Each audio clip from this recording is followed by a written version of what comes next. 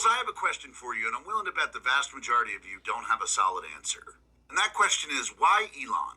Like, why is Elon the focus of all your hatred and vitriol? So the older millennial wants to know why liberals despise Elon Musk. First of all, I'd like to say that I'm not a liberal. I'd consider myself to be more of a social democrat. There is a difference, you know. First, let's talk about the $277 million donation to Count Orange's campaign. Ah, yes, the richest man in the world putting his thumb on the scale of democracy. But yeah, sure, tell me again how money doesn't buy influence. And what does he get in return? A direct role in Count Orange's government, overseeing efficiency. Who, the same guy who's taken over $18 billion worth of government subsidies is now in charge of cutting federal spending?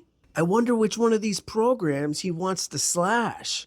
Newsflash, none of the ones that benefit him. Now let's talk about the self-made genius thing. Musk did not invent Tesla's battery tech. He didn't design SpaceX's rockets. He's nothing more than a CEO. A lucrative one, but still a CEO that has taken credit for all of his team's engineering accomplishments. It's not innovation, it's just very good branding. You know, you can tell a lot about a billionaire just by how they spend their wealth. Musk could have tackled world hunger. He could have funded medical breakthroughs. He could have continued trying to advance infrastructure instead of going to Mars. Remember that? Remember he's talking about going to Mars? Yeah, when's that supposed to happen? But instead, the guy spent $44 billion on one social media platform to regulate speech, again on one platform. And here's the kicker, he initially didn't even want it. Not sure if you remember, but he did try to back out of that deal, but a judge mandated him to follow through with it because he was under contract.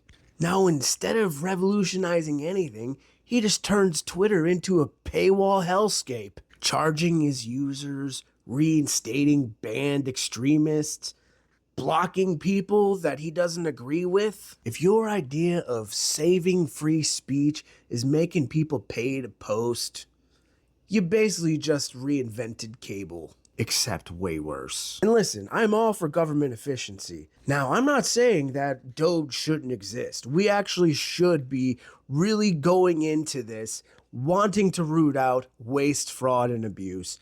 My whole issue is, why did you not go to the Pentagon first? You know, the department that's failed the last 7 audits and can't account for over trillions of dollars? That's right. The Pentagon, with its $824 billion budget, literally can't explain where billions of dollars go every single year. But sure, let's go ahead and gut the Consumer Financial Protection Bureau instead. Yeah, waste, fraud, abuse. Priorities, Elon. Do you understand how important the CFPB is, the Consumer Financial Protection Bureau? It's essentially the anti-scam agency. So why would he want to dismantle the anti-scam agency that has saved Americans billions of dollars from crony capitalist banks and scam artists? Seriously, it's just such a terrible idea. People are going to get scammed left and right, whether it's in the banking industry, whether it's in crypto, and there's going to be no repercussions at all.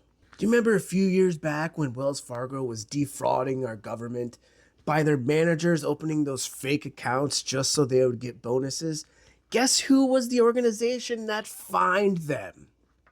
The CFPB. Again, why would Musk want to get rid of that?